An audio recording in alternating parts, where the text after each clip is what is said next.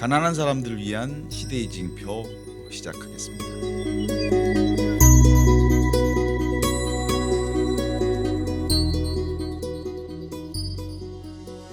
가난한 사람들을 위한 시대의 징표를 시작하겠습니다. 우리가 생각하는 대로 살지 않으면 사는 대로 생각한다는 얘기가 있죠. 그런 유사한 얘기들을 우리 더듬어 보면 함석헌 선생님 뭐라 하셨죠? 생각하는 백성이라야 제대로 산다 이렇게 하셨고요. 그다음에 노무현 대통령께서는 깨어있는 시민의 조직적인 각성 이걸 통해서 시민의 주권들을 회복할 수 있다 이런 얘기를 하셨는데 지금 올해는 지금 60대 70대 어른들의 보수성에 관련된 얘기들도 아까 쭉 해왔는데요. 이 시간은 역시 왜 우리가 깨어있는 시민으로 자각된 각성을 통해서 주체로 설 수 없는지 이것에 대한 문제점들을 좀 짚어보는 시간을 갖도록 하겠습니다.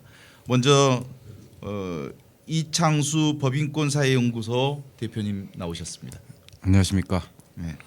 그리고 백남기 대책위원회 사무국장 최석환 사무국장 나오셨습니다. 예, 안녕하십니까. 그리고 4.16 가족협의회 진상규명분과장으로 일하고 계시는 장준영 아빠 장훈 우리 형제님 오셨습니다. 네, 안녕하세요. 어떻다고 생각하십니까? 우리 사회의 보수성.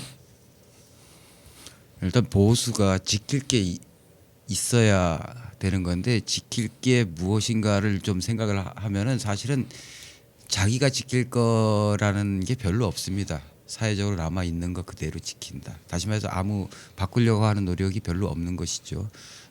이건 정치적 사회적인 경우가 그런 건데 자기 개발은 끊임없이 하려고 합니다.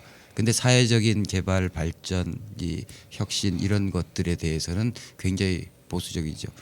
이건 이제 실제로 깨어 있다라는 것, 생각한다라는 것은 자기 개인 얘기가 아닙니다. 사회적인 백성, 사회적인 시민으로서 어떤 가치 관계하면서 사는 이 틀에서 깨어 있다라는 거고 또는 생각한다라는 건데 대체적으로 우리는 이제 개인 문제로 이렇게 많이 보는 경향이 있죠. 왜냐하면 지킬 게 없으면서도 사회적으로 뭔가 만들어야 되는데 만든다는 것에 대한 내용이 굉장히 부족한 것 같습니다.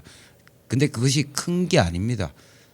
사실 사회에서 내가 생각하는 게 사회적으로 던지는 메시지나 이런 의미가 있고 또 받아들일 때 그렇게 받아들여야 되는데 우리 사회는 그런 어떤 행동 규범이랄까 이게 민주적으로 돼 있지 않은 이제 이게 있다고 생각하고요.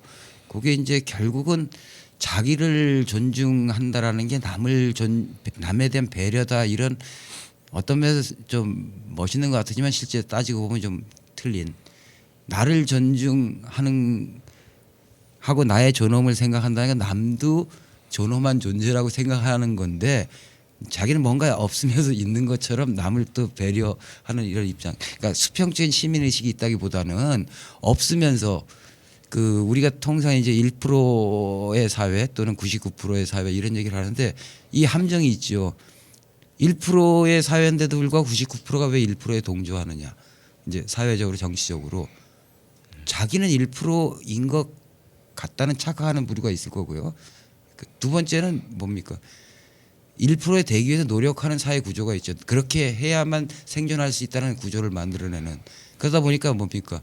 1%를 위해서 자기가 존재하고 있으면서도 사실은 자기가 1%에 들어갈 수 있다 또는 1%라는 착각하는 구조 이게 있는 거.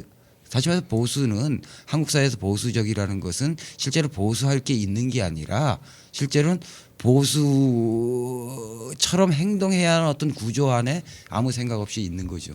그런 게 아마 계속 보수가 확대 재생된다는 거 아닌가 이런 생각이. 4.16 학살 또는 참사라고 하는데 그게 사실은 우리 준영이 아빠가 4.16 참사 이전과 이후에 세상을 보는 눈, 국가를 보는 눈 그리고 사회를 보는 눈들이 아주 많이 달라졌을 것 같아요. 참사 이전에는 그냥 보통 사람, 그냥 대부분의 99%인 사람 그거였죠. 그냥 남의 아픔을 볼 줄 모르는 사람이었어요. 근데 이제 제가 아파 보니까 참사로 인해서 이제 아이를 잃고 아파 보니까 그때부터는 아픔이 보이는 거예요.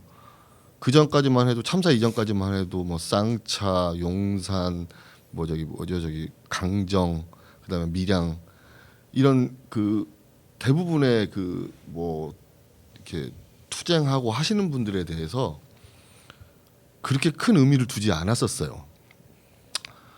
뭐 쌍차 같은 경우는 아니 직장을 그만두면 아니 딴 직장 가면 되지 이렇게 그냥 가볍게 생각한 거죠. 그리고 뭐 밀양 같은 경우는 아니 할머니들이 뭐 보상금 준다는데 왜 저럴까? 딴 데 가서 살면 되지. 근데 이걸 바꿔 생각해 보니까요 완전히 틀려지는 거예요. 왜냐하면 한 남자가 가장이 10수년을 20년 넘게 다니는 직장을 그냥 그날부터 자르고 다른 직장을 얻어라? 그러면 그 집안을 다 죽여버리는 거예요. 그건 살인이라고요. 그 사람이 자살을 해서 살인이 아니고 그 사람이 아니 뭐 퇴직금 나온 거 그걸로 먹고 살겠지? 그럼 그 다음은 아무것도 없는 거예요. 밀양 같은 것도 마찬가지. 밀양 그 할머니들도 거기서 살던 터전인데 어디로 옮겨서 살 수가 있나? 거기서 수십 년 평생을 살아오신 분들인데 강정마을도 마찬가지죠. 이 아픔이 안 보였어요, 진짜로. 아니 그냥 그렇게 살면 되지, 옮겨 살면 되지. 나도 힘들어, 나도 여태까지 힘들었어. 근데 아픔을 딱 겪어 보니까 그 다음부터는 그 뒤에 아픔이 보이는 거예요. 그래서 일례로 그 저 팽목항 우리 저 겨울에 지키고 있을 때 이제 재작년이죠. 이제 작년 초에 재작년 겨울 말하고 작년 초에 밀양 할머니들이 오신 거예요. 찾아오신 거예요. 그래서 꼬깃꼬깃한 그 돈을 이렇게 봉투에 넣어가지고 이게 저 미수습자 가족들하고 같이 밥 먹으라고 주시는 거예요. 저희 가족들은 돈을 안 받거든요. 할머니들한테 할매들 이런 돈 뭐 들어줘 하면서 원래 내가 장난식으로 말을 하니까 하면서 그랬어요. 내가 애 키웠는데 하나 없어졌으니까 셋만 키우면 되잖아. 그럼 난 부자지. 날 껴안고 우시는데 미치겠더라고요. 이게 그런 아픔들이 보이는 거예요. 그분들의 왜 아픈지가 알게 됐더라고요. 그래서 저희가 뭐 가족협의회나 이렇게 뭉쳐서 진상규명 하나만 갖고 여기까지 싸울 수는 없어요. 왜냐면 그 뒤가 필요하거든요.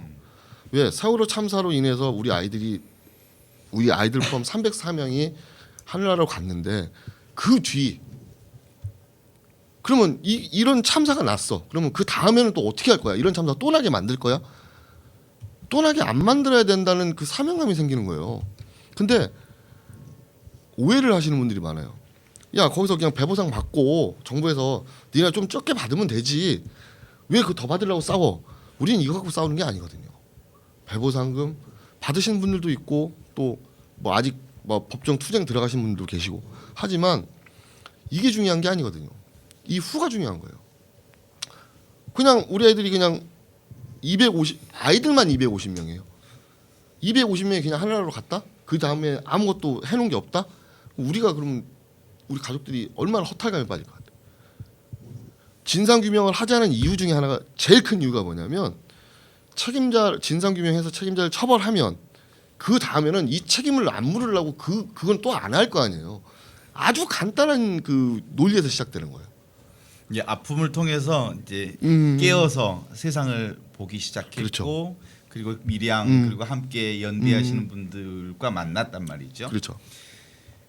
근데 또 그 무관심하는 대중들을 바라봤을 때 그 느낌이 달라요. 옛날 자기 모습을 보는 것 같기도 하고 서운하기도 하고 뭐 그랬을 텐데 어떻습니까? 서운하진 않아요. 솔직히 서운하진 않아요. 왜냐하면 제가 방금 말씀드렸습니다. 아프지 않으면 안 보여요. 내가 아프지 않으면 남의 아픔이 안 보이는 거라고 내가 알아요. 그래서 서운하지는 않은데 곡해만 안 했으면 쓰겠어요. 우리의 우리가 지금 하고자 하는 것들 그리고 모든 사회 운동 하시는 분들의 그 의도를 곡해만 안 하셨으면 쓰겠어요. 무조건 빨간색 그 색깔로 입혀가지고 이런 거 좀 안 했으면 쓰겠고요. 또 한 가지 진짜 서운했던 거는 우리 대학생들한테 내가 참 서운했었어요. 아 그랬구나.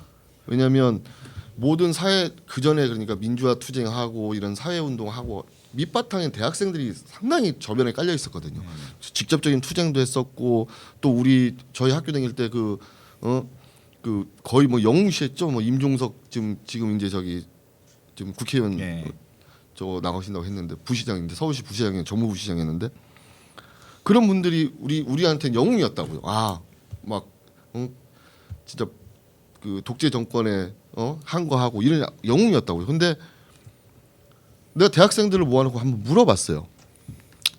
왜 이런 사회적인 전반적인 문제에 대해서 왜 뭐 너희 같은 애들은 깨어 있는 애들인데도 왜 적극적으로 뭐 발언을 못 하냐? 대놓고 하는 게 그 얘기예요. 아버님 저 1년에 수업료가 얼마인지 아세요? 1년에 나 얼마 들어가는지 아세요? 그래서 얼마 들어간대 그랬더니 건 2천만 원이 넘게 들어가요. 그러면 아버님 제가 2천만 원을 우리 집이 그렇게 부자도 아니고 다 타다 쓸 수는 없잖아요. 그러면 수업도 받아야죠. 알바도 해야죠. 여기다 또 뭐 과외도 해야죠. 정신을 못 차린대요 자기들도. 그리고 이거 안 하려면 빚을 얻어야 된대요. 그 뭐 저 정부에서 주는 빚이 있대요. 그러면 대학 졸업해가지고 취업을 못하면 바로 신용불량 딱 떨어져 버리고. 걔네도 아픔이 있더라고요. 그래서 그때 맞다. 이것도 잘못 만드는 우리 죄구나 이 생각이 들더라고요. 그 다음부터 내가 서운하다 안 하고 그래도 좀 참여해줘 하고 계속 얘기를 하고 있죠. 그런 식이에요. 예. 농민운동 그 상황에서도 실제로 이제 백남기 농민의 그 살인대포 이후에 국민들의 반응을 보면서 느낀 점들이 좀 많이 있을 텐데 어땠습니까? 일단은 저희도 이제 그 마찬가지인데 농민들도 그렇고 우리 가족들도 그렇고 일단은 그 가족분들이 사건 초반에는 되게 예민하셨어요. 되게 예민하시고 이 현실을 잘 받아들이지 못한 것도 계셨었고 그리고 되게 날이 서 있고 그런 게 있었는데 차츰 이제 시간이 지나가면서 그 특히 이제 큰딸 백도라 씨 같은 경우는 그 많은 분들을 만났어요. 이게 그 준영 아빠가 말씀하신 것처럼 저희도 용산 참사 가족들도 만나고 세월호 가족들도 만나고 국가폭력 피해를 입었던 분들을 만나면서 이게 나만의 문제가 아니구나라는 것도 이제 많이 말씀을 하시고 특히 이제 제가 기억나는 건 용산 참사 그 유족들하고 만나서 그 한겨레 신문사에서 주선을 하셔가지고 용산 7주기 맞이해서 한 1시간 정도 인터뷰가 대담하는 형식의 인터뷰를 했었는데 그때 용산 참사 가족 그 유족 어머님들이 그런 말씀을 하시는 거예요. 도라 씨한테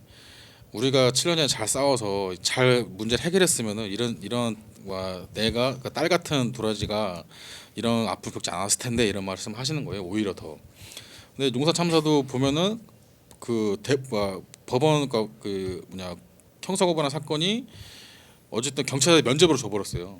경찰 책임 없다. 그러니까 김석기라는 사람이 너무도 당당하게 그 새누리당 텃밭에서 국회의원 후보로 나오는 거고 뻔뻔하게 그 6명이라는 사람을 죽여놓고도 죽음의 책임을 지지 않고 전혀 법적으로 책임을 지지 않고도 그런 일들이 이제 비일비재하니까 그래서 저희도 이제 저희는 이번이 또 처음은 아니고 이런 일을 겪은 게 처음은 아니라서 어쨌든 이런 상황이 발생했을 때 어떻게 해야 되는지는 알고는 있지만 이게 10년이나 세월이 정말 이게 정말 멀게 느껴지더라고요. 그때 10년 전에는 한 달 만에 대통령 사과 받아내고 경찰청장 날려버리고 그랬는데 지금은 4개월, 5개월을 바라보고 있는데 아무것도 되는 게 없고 오히려 11월 14일 이후로 그 민주총국 대회 참가했던 사람들 13만 명을 무슨 폭도 취급당하고 테러리스트 취급을 당하고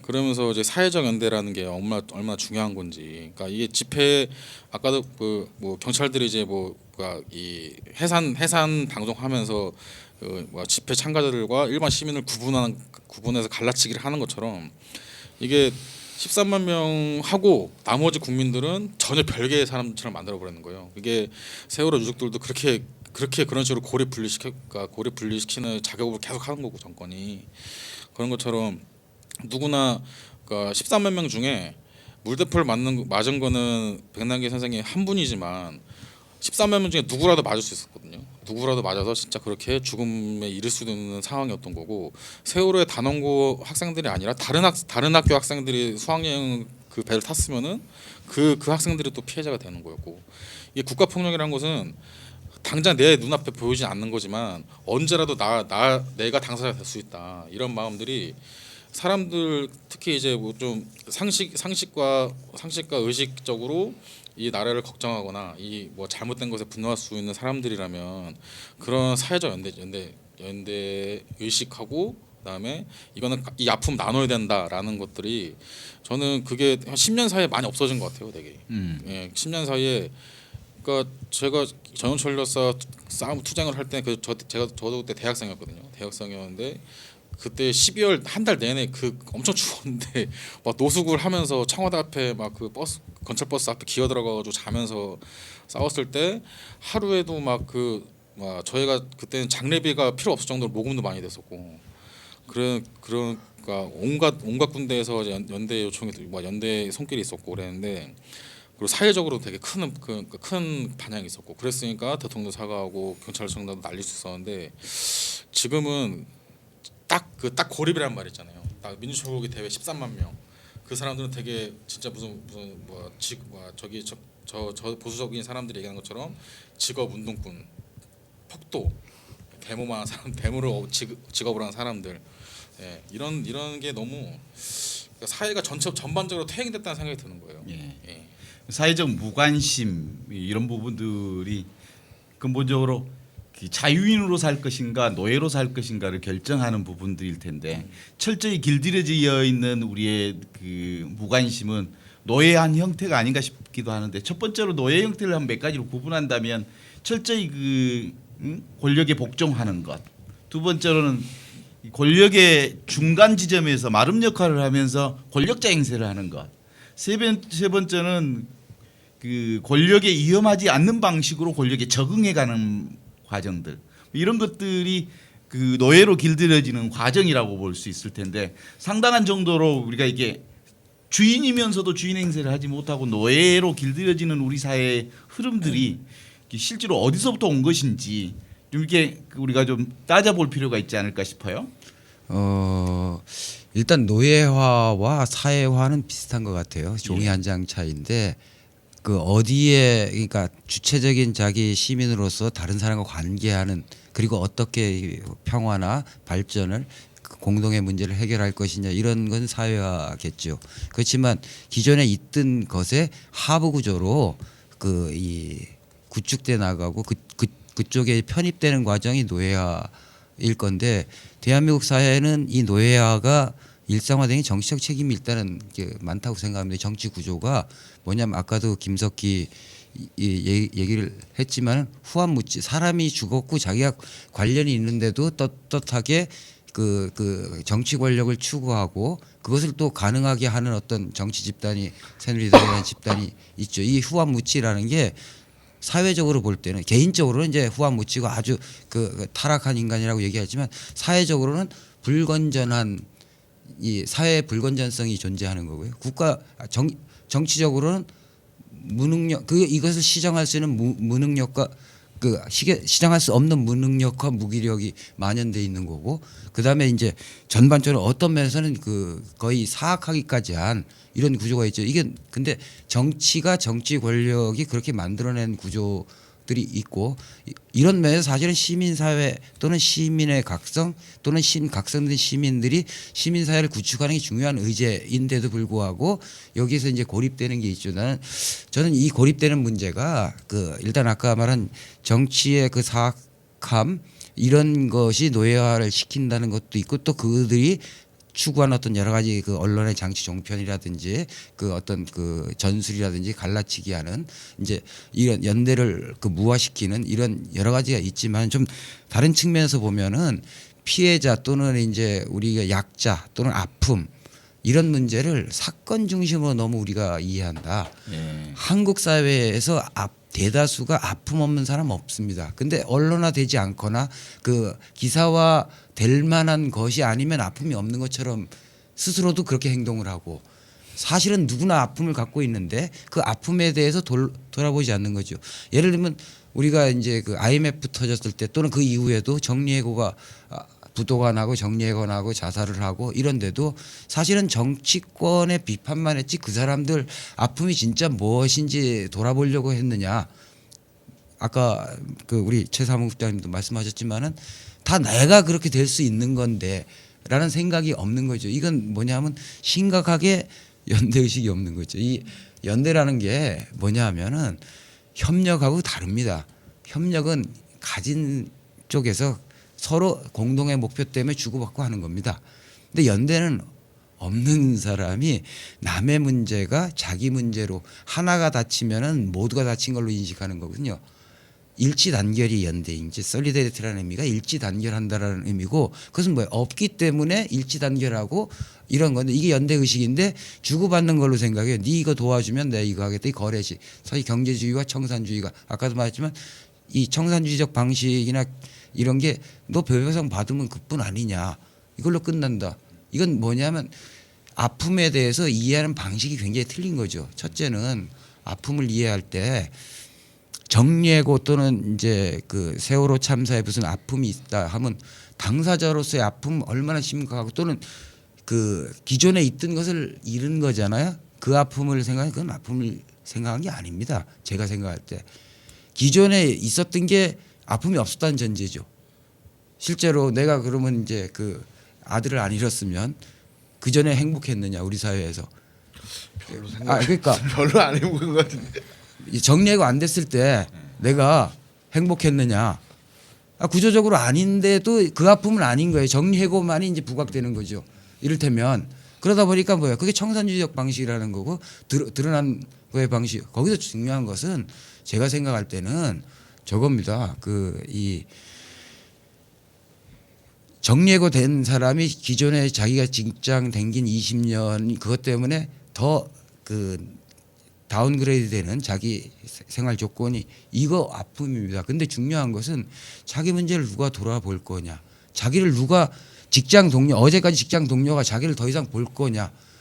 이 사회가 또는 내 이웃이 내 가족까지도 나를 어떻게 볼 거냐. 잊혀지거나 세월호 문제도 잊혀질까 봐 걱정하는 게 제일 크죠.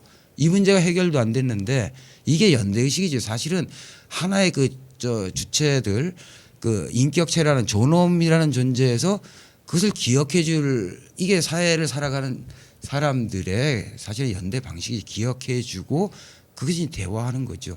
근데 이것을 이제 사건 위주로 우리가 너무 보다 보니까 사회 전반적인 연대 의식이 부족한 이런 문제가 좀 있다.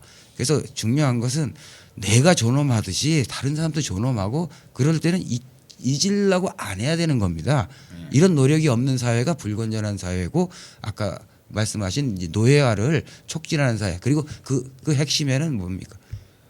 경제주의적 이런 그다음에 그 서로 경쟁만 하고 야수와 욕망과 수탈만 있는 이런 체제로 가는 사회를 허용하는 그래서 제일 중요한 것은 우리가 나의 문제가 아니더라도 나의 문제처럼 그 생각할 수 있는 연대 의식 이게 굉장히 중요하다고 생각을 합니다. 세월호 참사도 그렇고 백남기 농민 사건, 살인대포 사건도 그렇고 사실 진보의 문제도 아니고 보수의 문제도 아니잖아요. 이건 적어도 그 인간으로서 살아가는 과정 안에서 양심의 문제란 말이죠.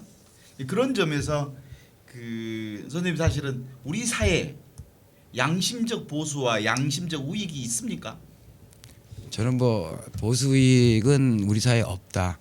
보수다 우익이다 이런 건 없고요. 패권만 있다라는 생각하고 패권의 양심이 설 자리는 없다.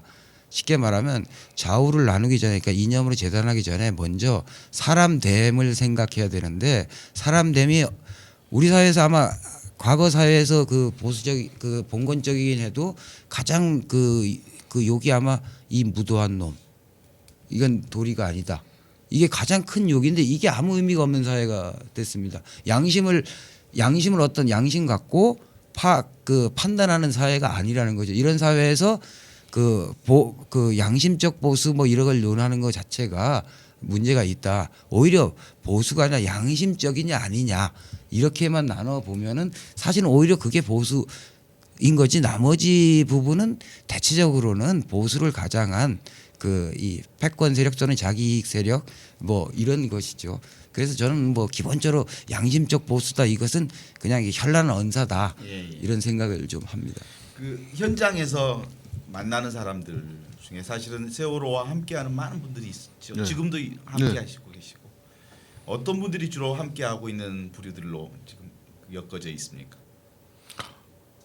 전 세대를 망라하죠. 전 세대를 망라하고 10대부터 뭐 이제 뭐 80대, 90대, 50대 되시는 분들도 같이 행동하고 하시는데 그 선생님 말씀이 딱 맞아요. 양심이 있느냐 없느냐. 그걸 그 시각 자체를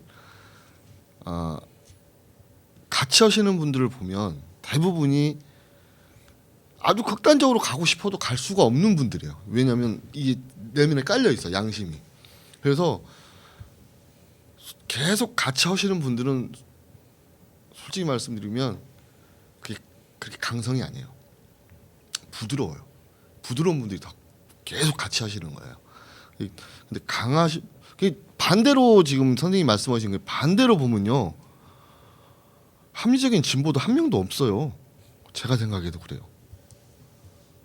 양심적이지 않냐 이거밖에 없는 것 같아요. 저희를 도와주신 분들 초반에 되게 많았잖아요. 뭐 근데 그거는 저는 동정이라고 봐요. 그 많으신 분들은 다 동정이라고 봐요.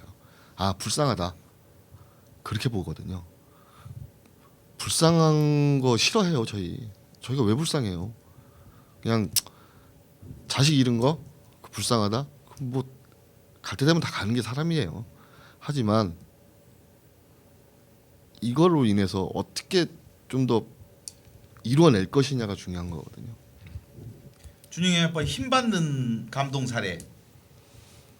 우리 밀양 할머니들 그랬고 그 다음에 또 우리 제가 저기 전라도를 자주 가는데 네. 이제 광주나 이제 이쪽을 전주 이쪽을 자주 가고 왜냐면 이렇게 거쳐 내려가잖아요. 진도 가려면 네.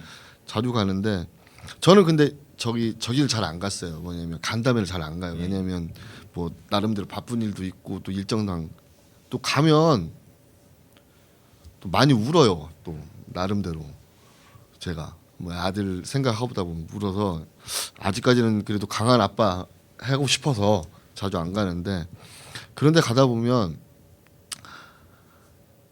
간담회 시간이나 이런 데 꼭 끝나면 학생들이 와요.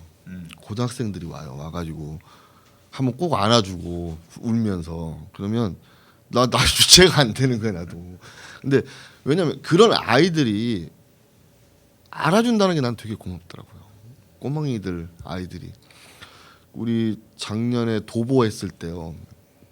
제일 많이 울었던 때가 전주였어요. 네. 전주에서 그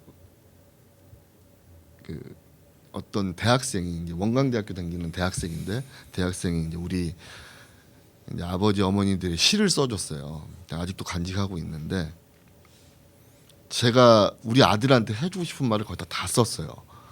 너무 울었어요 그날. 그래서 그 이름이 최은샘이라고 이 시는 아저씨 주면 안 되겠니 했더니 저한테 문자로 보내주더라고요. 그래서 이게 내가 평생 간직하고 내가 있을게 하면서 내가 했는데 되게 그런 하나 이게 너무 큰 거 뭐 돈 같은 거 바라지도 않고요. 그렇게 알아준다는 거 그런 게 저한테는 되게 감동이고 그렇죠. 백남기 농성장에서 그 감동 사례들이 있습니다. 소개해 주시죠. 그 저희는 뭐 너무 많아서 저희도 그러니까 일단은 이제 저희가 지금 11월 14일 15일부터 농성장을 차리고 이제 네 달 넘게 겨울도 나고 그랬는데 그 많은 일들이 있었죠. 일단은 이제 저희가 그 지금도 이제 매일같이 농민들이 이제 지역에서 올라오시거든요. 이제 겨울은 이제 농사철이 아니니까 뭐 그렇다 치는데 이제 매일같이 농번기가 가까우면 더워질 건데 하루에 한 명씩이라도 꼭 올라오세요.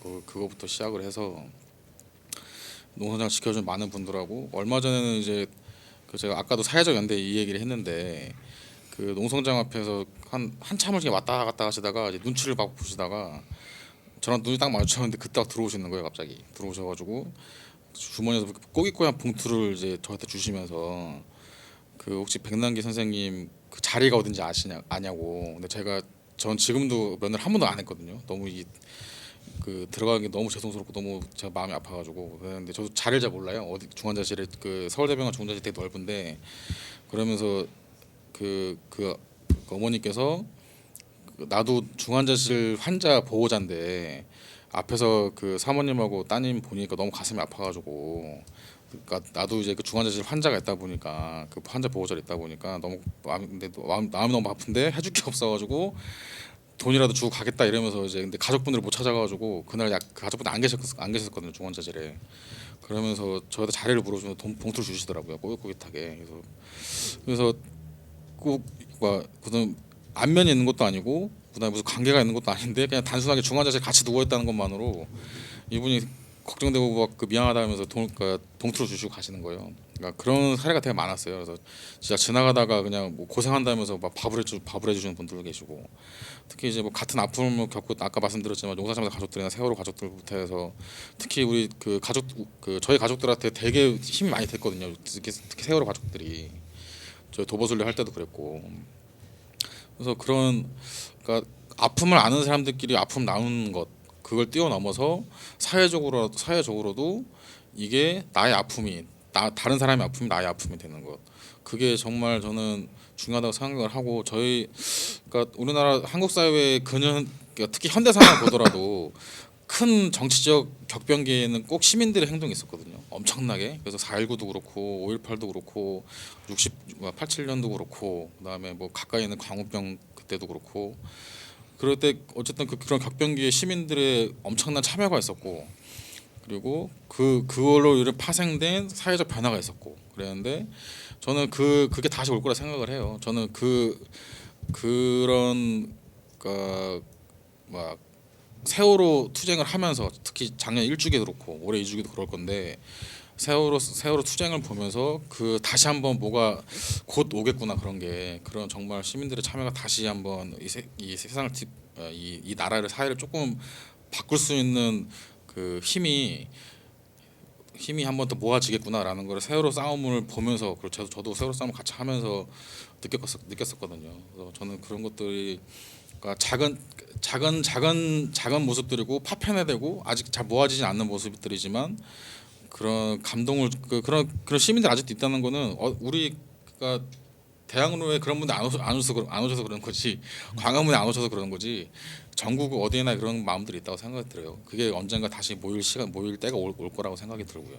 4.3 사건도 그러고 양민 학살 사건도 그러고 양민들이 이렇게 그 상처받고 많은 그 상황 학살 상황들이 됐을 때 국민들끼리 어떤 방식으로 케어하면서 회복해 가는지 혹시 듣고 싶습니다.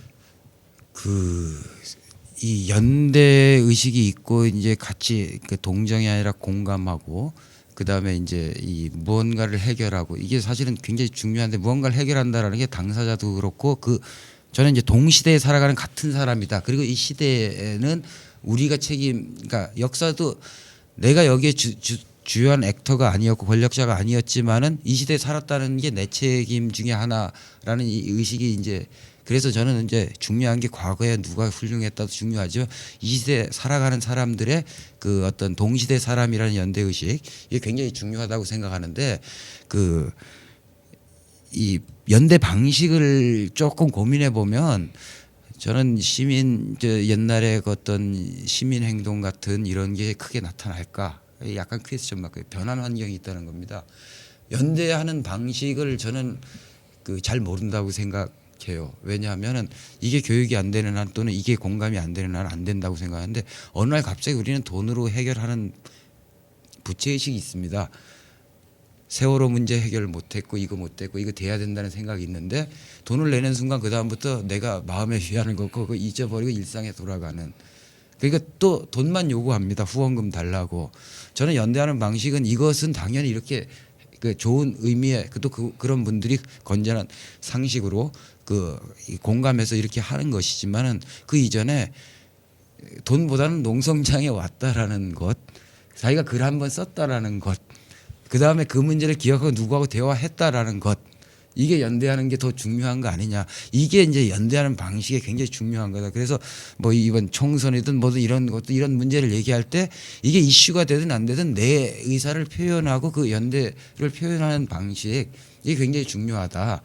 그래서 이제 이게 이제 우리가 스스로 권장하고 스스로 학습되고 이래야 되는 거 아닌가. 어느 날 갑자기부터 우리는 이제 마음의 부채를 좀 청산하기 위해서 이 돈 내는 거를 대체한 거 아닌가. 또 그 돈이 필요하니까 또 멋있어 보이려고 뭔가 커다란 행사를 기획하려고 이렇게 했던 거 아닌가. 스스로 돈 없는 사람들은 그 주변에 못 오게 만드는 건 아닌가, 이런 생각도 좀 있거든요. 그래서 오늘 오히려 저는 이제 연대하는 방식이나 이런 것을 우리가 좀 학습했을 때 몸으로 때우자.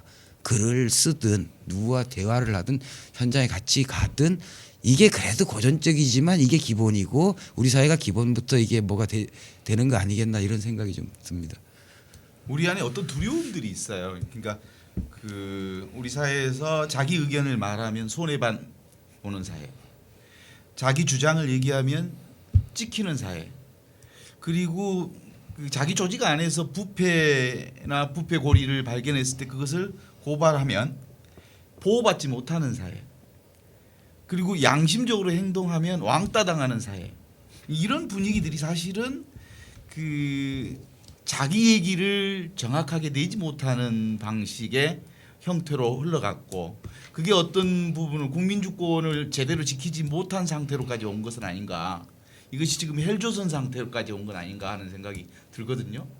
이 헬조선을 극복하는 방법들을 이제 우리가 다시 생각해 봐야 되는데, 세월호 가족들 많이 아프셨죠? 지금도 아파요. 지금도 아프시고. 헬조선 어떻게 생각하세요? 저 기본적으로 천국과 지옥은 없다고 생각을 하지만은, 그러니까 가장 나쁜 상태를 일단은 지옥이라고 이제 보고, 그것이 이제 거기서 벗어날 수 없는 구조가 더 중요한 지옥이라고 상징됐을 때, 뭔가 바뀔 수 있는 구조가 아니라 바뀌지 못하는 이 고착화된 이런 것, 그러려면 누군가가 또는 스스로에서 해방시키고 깨야 되는데, 이제 깬다라는 행위가 중요하지는 않은 것 같아요. 저는 우린 너무 행동부터 하려고 그러고 말부터 하려고 그러지 않았나, 이런 생각이 많고요. 오히려 이제 말씀하셨듯이 용기, 두려움에서 벗어나야 된다고 생각을 합니다.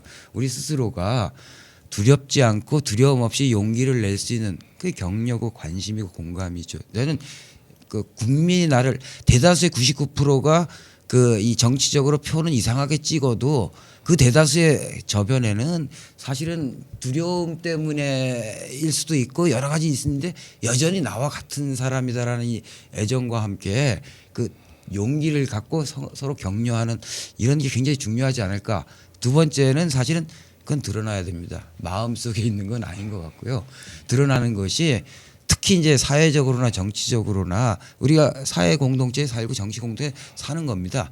그걸 부인하면서 고립되거나 이제 이렇게 살 수는 없는 거고요. 그랬을 때 과감하게 행동을 해야 되는데, 그것은 과도하게 할 필요는 없고요. 주어진 거를 명확하게 행동하는 겁니다. 싫다라고 레드카를 하고, 선거 때 싫으면 싫다, 이것이면 이것이다라고 얘기를 해야 되는 거죠. 이걸 권해야 되는 거. 이게 정직한 사회고 정의로운 사회인 거고, 저는 그래서 두려움을 안 갖고 용기를 갖게 서로 북돋고 그걸 그대로 드러내게 서로 손잡고 가는, 이게 옛날 과거 독재시대 때 시민운동 하던, 두려우면서 집회를 했지, 시위를 했지, 내가 언제 죽을지 모른다는 생각을 했죠. 이게 소수의 사람이 아니라요, 다수 국민들이 그렇게 생각하고 있거든요. 저는 그래서 오히려 격려하고 이게 연대 의식 아닌가, 이렇게 하는 게 더 중요하다는 생각이 들어요. 우리 사회 최근에 총선 과정에서도 그렇고요. 자기 목소리를 내는 사람들 이번에 공천에서 다 탈락했거든요. 민주화 과정에서 자기 소신대로 산 사람들 다 탈락했거든요. 이런 흐름들을 보면서 나서면 잘린다, 옳은 말 하면 왕따 된다, 그리고 그 조직에서 외면받는다 이런 사회적 흐름들이 있었단 말이죠. 대한민국을 대한민국답게 만든 건 근본적으로 이 민주화 운동이고 이 민주화 운동은 대단히 중요하고 소중한 가치임에도 불구하고 어처구니 없는 일이 계속되고 있는 이런 상황인데 실제로 그 나라가 마음에 안 들어요. 그래서 뭐 이거 해외로 망명을 가든지 그 내부 망명을 하든지 좀 이렇게 도망가고 싶은 생각이 들 만큼 이런 상황들이란 말이죠. 그럼에도 불구하고 바꿀 수밖에 없는 것인데 이런 흐름에서 이 두려움을 더욱더 자극한 최근의 사건들이 있지 않습니까? 테러 방지법, 더 나아가서는 앞으로 이제 사이버 테러 방지법도 이렇게 만들어지게 되면 위축했던 우리 국민들의 행동이 더욱더 위축되게 하는 흐름으로 가는 거 아닐까? 이런 점에서 걱정이 많아요. 그게 이게 뭐 똑같은 비유일지는 모르겠지만 뭐 성매매 단속법 할 때 나온 얘기가 있는데 물풍선 효과라고 있잖아요. 이게 풍선을 이렇게 꽉 조으면 이렇게 빠져나오는 부분이 따로따로거든요. 아무리 억압해도 자유를 향한 의지는 억압할 수가 없어요. 쉽게 말해서 아까 선생님께서 말씀하셨지만 대표님께서 말씀하셨지만 연대하고 같이 그 서로 돌봐야 된다는 얘기잖아요. 그거는 연대한다는 건. 근데 그 전에는 쉽게 말해서 지도자가 있었어요. 지도자가 그러니까 어느 지역의 지도자가 이끌어가는 그런 시기였다면 이제는 각자 한 사람 한 사람이 다 지도자가 되는 거예요. 그렇게 나가야만이 이게 지금 연대도 가능한 거고 이 지금 이 사회도 바꿀 수 있다고 생각을 하거든요. 그 일례로 보면 저희 가족들 말 되게 못했거든요. 아 그래요?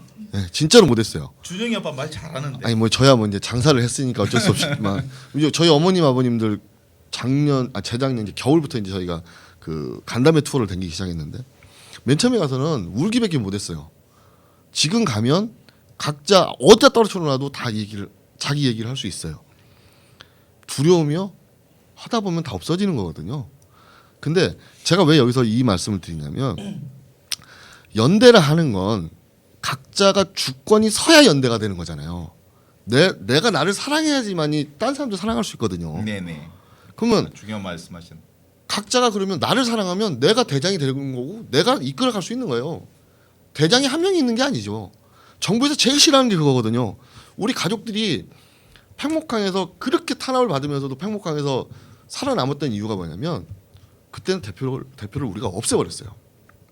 왜? 먼저 올라가면 대표가 올라가 버리면 나머지 가족들은 어떻게 될 거냐. 대표 없이 하자. 그래가지고 뭐 그 한번 뒤집어진 적이 있어요. 그때 정부에서 대응을 못해. 대표단이 있을 때는 대표한테만 얘기하면 되거든요. 국민들 나머지 사람들이 다 대표 아니 똑같이 얘기해 그러면 일대 다수를 해야 되거든. 그러니까 정부에서 감당이 안 되는 거야.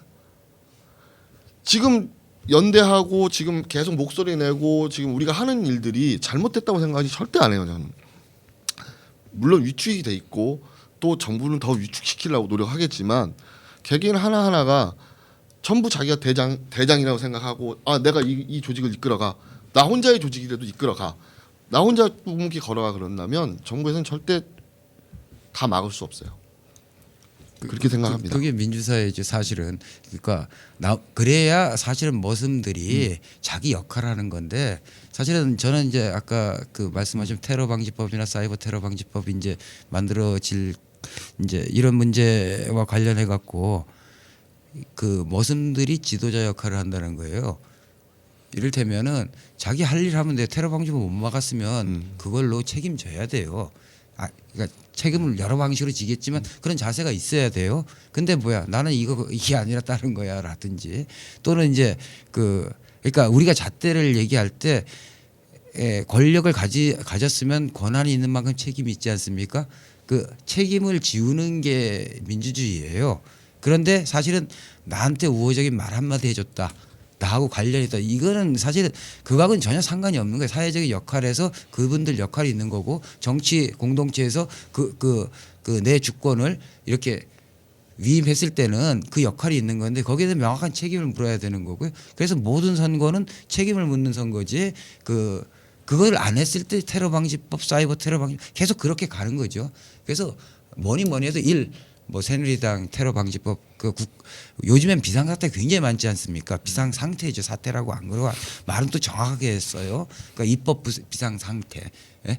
그러니까 말도 안 되는 소리 또 자기네 내부 문제 갖고 공천 비상 상태 이런 모든 게 비상이 그 일상화돼 있는 이런 정신없는 이제 이 집단에 대한 책임을 명확히 물어야죠. 왜? 그 잣대에서 물어야 되는 거고 그래서 그 책임을 묻지 않는다면은 사실은 그게 노예와 아까 말씀하신 가는 것이고 그래서 그 중요한 건 아까 용기를 내서 같이 가고 그다음에 표현을 하고 이런 거지만 정확하게 이건 책무인데 민주주의는 두 가지 권리적 책무적 의무는 아니고요.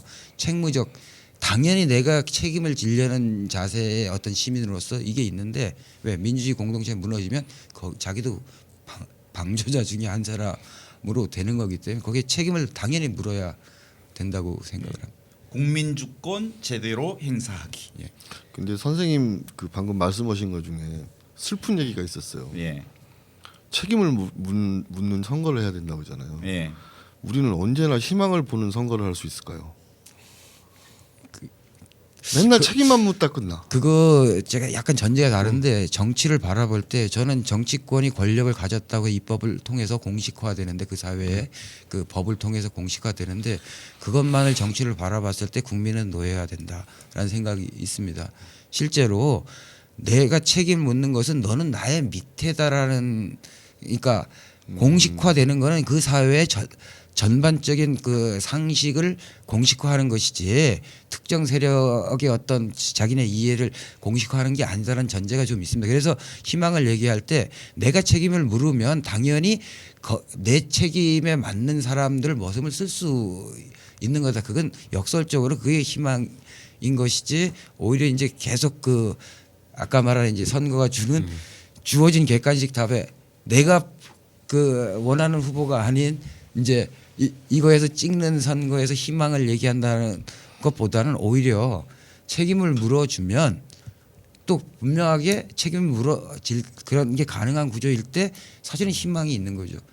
그리고 더 중요한 건 저는 이제 우리가 이제 너무 이제 이 교과서 또는 언론에 들은 것 같고 이제 정치를 이해해서 그런데 개헌을 해서 직접 민주 국민 소환제 같은 거 하고 이제 이런 제도가 만들어지고 이제 해야 국민의 자기 지위가 제도적으로 높아지는 건데 언제나 지금 틀에서만 하다 보면 지금 틀의 구조가 쉽게 바뀝니까? 그 이상의 어떤 걸 만들어야 되는데 희망을 만드는 건 지금 현안은 명확하게 단호하게 대처하지만은 이것에서 우리가 확실하게 구조적인 걸 더 하려면 한 단계 넘는 어떤 이런 판단도 같이 해야 되는데 그러니까 시민 행동하는 게 시민이 자기가 책임을 묻는 것은 그게 희망을 스스로 만들어내는 거 아닌가 이런 생각이 좀 듭니다. 이제 국민 주권 제대로 행사하기 어떻게 할 수 있다고 생각하세요? 그러니까 자기 일에 그러니까 내가 노동자고 내가 농민이면 그러니까 그냥 이 사회 시스템에 그냥 나를 맡기는 것이 아니라 그걸 좀 뛰어넘어 생각을 해야 된다 생각을 들거든요. 농민들은 그런 게 있어요. 그러니까 그냥 농사만 짓고 이제 땅에서 자기 그냥 솔직하게 사는 사람들이잖아요. 자기 땅에 씨 뿌려서 씨를 뿌려서 그 씨를 씨가 싹이 트고 열매를 맺고 수확을 해서 그걸 팔아서 1년 살고 이러신 분들이다 보니까 자연에 순응하는 것처럼 시스템에 순응하는 분들 되게 많아요. 그래서 그냥 올해 농사 망하면 내 탓이겠거니 하고 올해 수확한 그 농산물이 가격이 안 나오면 내 탓이러니 내가 농사 못 져서 그러려니 하는데 사실상 그러니까 농산물의 가격이 제대로 가격을 보장을 못 받고 이런 건 다 구조적인 문제거든요. 시스템의 문제인 건데 그런 거에 순응하는 분들이 되게 많은 거예요. 그리고 이제 노동자들도 마찬가지로 정부에서 노동 개혁이라고 미명하에 노동 계약법을 추진하고 있는데도 불구하고 그게 진짜 마치 자기 삶을 윤택하게 해주는 것처럼 그런 거에 시스템에 순응하는 것 그거부터가 그 시스템에 순응하는 것이 아니라 시스템을 뛰어넘은 생각을 하는 거 그거를 어떻게 할 것이냐 저는 그게 중요하다고 생각하고 근데 그거를 만드는 거는 첫 번째 공동체라 생각이 들어요. 공동체. 그러니까 작은 모임이라도 그러니까 저희 그러니까 뭐 예를 들면 저희 농민회 같은 게 있는 거고 농민들은 노동자들은 노동조합이 있는 거고 세월호 가족들도 가족들이 파편화돼서 따로 그 있었으면은 아마 지금까지 이렇게 못했을 거예요. 근데 진짜 가족들이 딱 처음부터 딱 뭉쳐가지고 그러니까 니네 그래 뭐 어디까지 가나 보자. 그래서 딱 그 아까 말씀하셨지만 모두가 대표였다고 하잖아요. 모든 사람들이 그러니까 이 한 가지 사안에서 모든 사람들이 같이 결정을 하고 결정하면 결정한 대로 따르고 그 속에서 같이 싸우면서 성장하고 그러니까 의식이 성장하고 그 시스템을 뛰어넘은 결심을 하게 되고 그런 것처럼 저는 가장 중요한 게 공동체 작은 공동체라도 혼자는 개별이지만 두 명 세 명 있으면 그때부터는 조직이 되는 거거든요. 그때부터 힘이 그냥 산술적으로 1+1이 아니라 1+1 곱하기 2, 3, 4가 기하급수가 되는 건데 그런 것처럼 공동체 작은 모임이라도 모여 있는 것 파편화되지 않고 그게 정말 저는 중요하다고 생각이 들고요. 그래서 저희도 농민들도 부더니 지역에서 그 농민의 회원들을 모으고 이게 당신의 문제가 아니다. 당신의 개인의 능력의 문제가 아니다. 이거는 그건 아까 대학생들 똑같은 거고 모든 우리나라 한국 사회에 사는 사람들이 이 구조적인 문제를 보지 못하는 게 있어요. 그러게 자기가 이 구조적으로 피해를 입기 전까지는 아니면은 뭔가 자기가 깨달음을 그러니까 혼자 깨닫는 건 없거든요. 혼자 깨닫는 거는 이게 두 사람이든 세 사람이든 이 사람들이 모였을 때 그 깨달음을 얻는 거고 그 속에서 의식이 성장하는 거고 저는 극복하는 방법은 그거밖에 없다고 생각이 들어요. 꾸준히 사람들을 만나야 되고 나와 같은 생각을 갖고 있는 사람들을 꾸준히 만나고 이 사람들을 모으고 나랑 같이 하자 이거 같이 한번 해보자 공동의 목표를 갖고 그런 게 뭐 쉽진 않겠지만 그런 노력을 꾸준히 돼야 된다고 생각이 들어요. 준영이 아빠는 저기 4.16 가족협의회를 통해서 민주주의 훈련 많이 하셨을 것 같아요. 예를 들면 가족협의회가 민주주의 학교로서 적어도 민주주의 훈련을 통해서 민주주의의 그 국민 백성으로 성장해가는 과정들이 지금 2년 동안 해왔을 텐데 그 과정들 진통이 많이 있었죠. 지금도 그래요. 지금도 배우고 있구나. 지금도 배우고 있는 예. 입장이고요. 그러니까 이렇게 보시면 돼요. 모든 사회적으로 세월호 유가족이 이렇게 나가면 안 되는데 우리 가족이 그렇게 가요 또. 이런 방향도 있어요. 왜냐하면 가족들이 결정을 하면 그 방향으로 가야 되거든요. 우리 가족협의회는 왜냐하면 가족 구성원들이 투표해서 이렇게 갑시다 하면 그 길로 가야 돼요. 근데 모든 분들이 전부 다 말리는 거야. 그렇게 가지 마라. 하는데도 우리는 그렇게 갈 수밖에 없는 구조가 되는 거예요. 근데 그게 민주주의잖아요. 우리가 가고 싶은 방향대로 가는 거예요. 결정을 했으면 거기에 순응하고 거기에 따라가는 거죠. 대신 그 이스라엘에 보면 네, 요새 책도 많이 읽어요. 그 10명의 그 뭐죠? 정부 관료라고 하죠. 관료가 있으면 10명이 다 찬성하는 의견이 있으면 한 명은 의무적으로 반대를 해야 된다고 하더라고요. 그런 그 제도가 있대요. 근데 우리 가족협의회가 꼭 그래요. 그래요. 꼭 한 명이 반대를 해요. 건강한 집단이네. 누가 됐든. 그래서 그 반대를 하는 의견을 들어요. 소중하게. 네, 소중하게 들어요. 왜 반대하냐고 몰아붙이지 않아요. 왜냐면 내가 나중에 저도 한번 반대를 했었거든요. 그런 그 어떤 그 저거 상황에 대해서.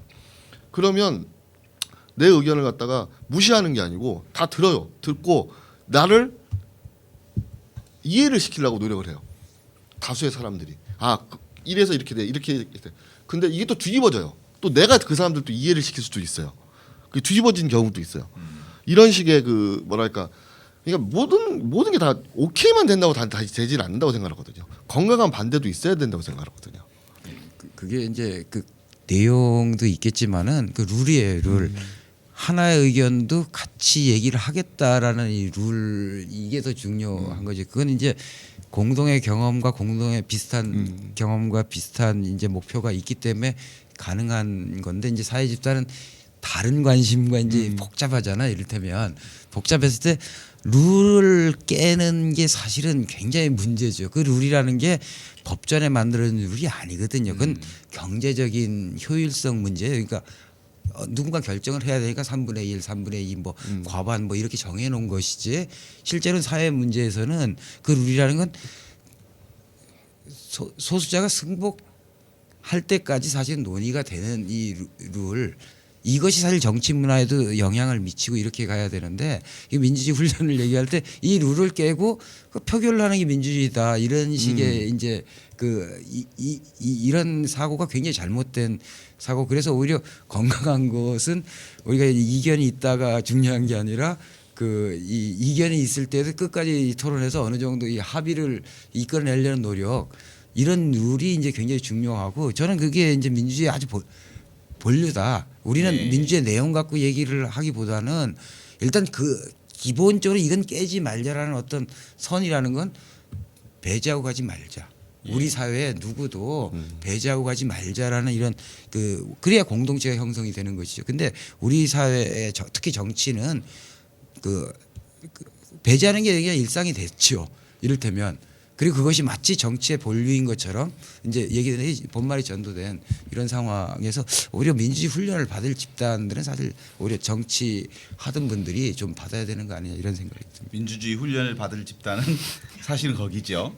실제로 지금 유신으로 회귀한다고 하는 지금의 시대에 있어서 유신의 회귀는 하나의 생각, 하나의 얘기로 국민을 강압시키고 지배하려고 하는 통치 방식인데 그렇게 진행되고 있는 흐름 속에서 국민들은 훨씬 더 민주적으로 지금 자기 의견들을 개진해내고 다양한 의견들을 모아가는 훈련들을 하고 있다고 볼 수 있는데 이제 그런 점에서 실제로 대한민국 한편으로 보면 정말 막막하지만 그동안 그 민주주의 시대를 겪었고 민주주의 시대를 통해서 변화를 확인했고 변화를 체험하기도 했었습니다.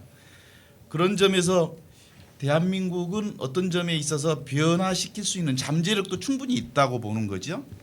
그런 점에서 19세기 가치는 자유였다고 한다면 이제 20세기 가치는 인간 존엄의 가치가 다시 재현되어져야 된다고 보고요. 그래서 20세기는 국가 안보보다 훨씬 더 우선적 가치로 가야 하는 게 인간 안보가 아닌가 싶어요. 인간 안전.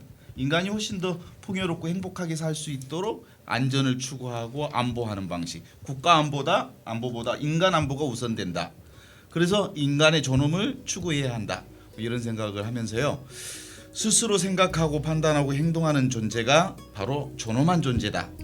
한 사람 한 사람이 그런 한 사람 한 사람이 곧 위대한 사람들이라고 볼 수 있고요. 그런 인간의 위대함을 함께 노력하고 연대하고 또 행동하면서 그것들을 만들어가는 주체는 역시 국민이 아니겠는가라고 이렇게 함께 마음을 모아보면서 오늘 이 시간 마치겠습니다. 감사합니다. 감사합니다. 감사합니다.